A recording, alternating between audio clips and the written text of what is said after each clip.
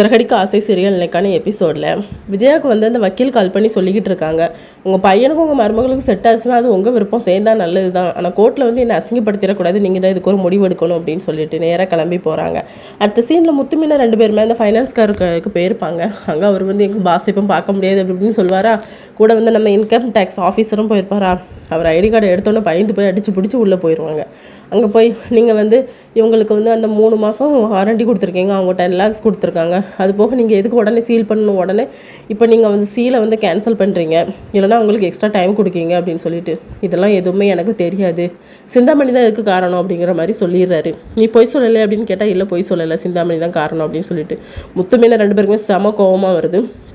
இவளை சும்மா விடக்கூடாது அப்படின்னு சொல்லி நினச்சிட்டு இருக்காங்க.